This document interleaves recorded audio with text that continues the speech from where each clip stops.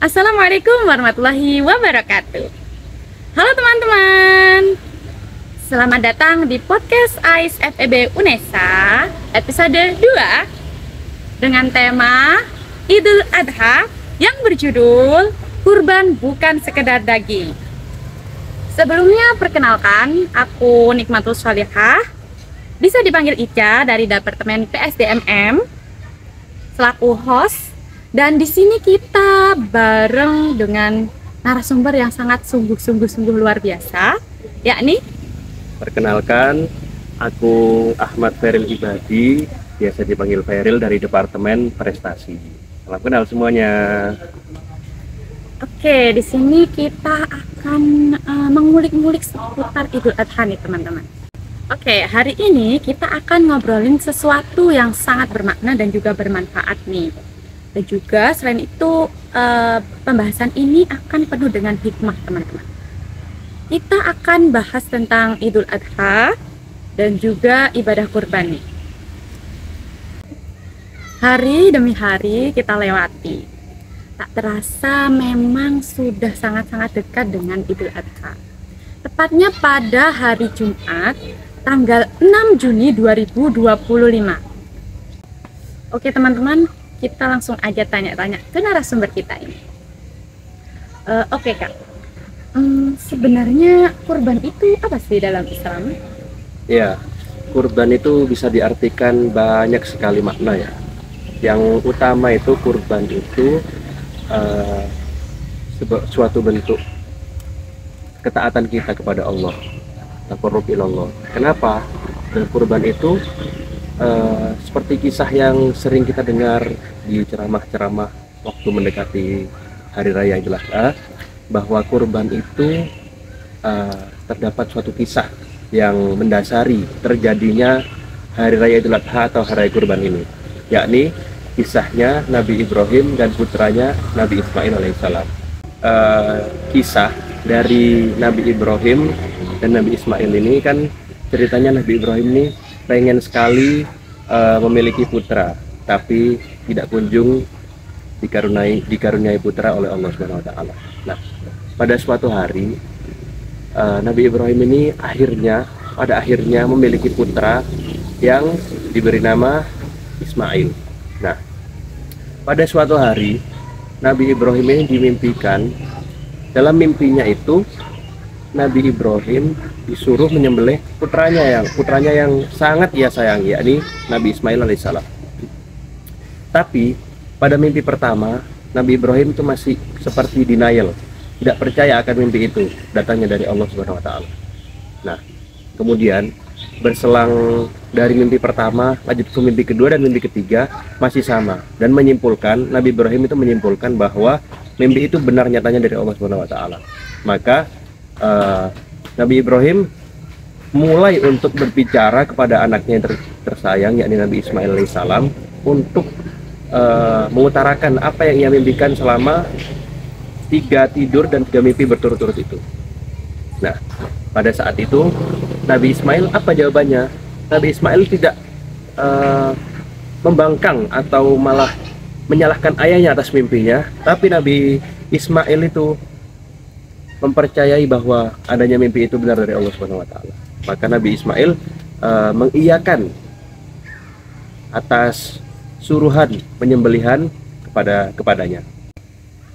Jadi, seperti yang aku sebutkan barusan, Nabi Ismail itu bersedia apa? Untuk bersedia mengorbankan dirinya atas perintah Allah Subhanahu wa taala yang disampaikan melalui mimpi Nabi Ibrahim alaihissalam itu tadi. Nah, pada suatu hari tibalah waktunya Nabi Ismail ini dalam proses penyembelihan, dibawa ke jauh dari lingkungan masyarakat, ke tempat yang sepi di tengah-tengah gurun. Nah, Nabi Ibrahim dan Nabi Ismail berada di situ ingin melakukan yang namanya penyembelihan atas mimpinya Nabi Ibrahim alaihissalam yang tadi. Nah, di gurun itu Nabi Ismail sudah terbaring dan Nabi Ibrahim juga sudah memegang pisau atau apapun itu di zamannya atau pedang untuk menggolok, untuk menyembelih putra kesayangannya Nabi Ismail. Nah, pada waktu ingin menyembelih, Nabi Ibrahim dan Nabi Ismail sama-sama berdoa, dan ketika mau menyembelih, Nabi Ibrahim menutup matanya, dan ketika pisau itu disembelihkan dan Nabi Ibrahim masih memejamkan matanya, itu Allah ganti Nabi Ismail itu dengan domba. Oh, jadi gitu ya, Kak. Jadi kurban itu adalah sebuah bentuk pengorbanan Nabi Ibrahim dan juga Nabi Ismail untuk mendekatkan diri pada Allah gitu ya. Sebagai bentuk pengabdian diri kepada Allah gitu ya, Kak. Mungkin ada yang perlu ditambahi, Kak? Iya, betul tadi seperti yang dibilang Mbak Ica. Hari Raya Kurban ini didasari oleh kisah Nabi Ibrahim dan Nabi Ismail alaihissalam yang tadi saya ceritakan, dan sebagai bentuk takarrub ilallah tadi yang saya jelaskan di awal, untuk pendekatan diri kepada Allah. Sebagaimana Nabi Ibrahim ini ikhlas untuk menyembelih putra satu-satunya dan kesayangannya, sebagai bentuk ketakwaan diri kepada Allah Subhanahu wa taala. Seperti itu. Oh, gitu ya, Kak. Pertanyaan kedua nih, Kak. Kan tadi kan Allah mengganti Nabi Ismail dengan seekor domba ya, seekor domba. Nah, untuk hewan kurban itu apakah harus domba atau bisa hewan-hewan lain? Ya, jadi tidak harus domba ya teman-teman. Jadi hewan kurban ini seperti yang kita tahu bisa digantikan dengan kambing, sapi, atau bahkan kerbau.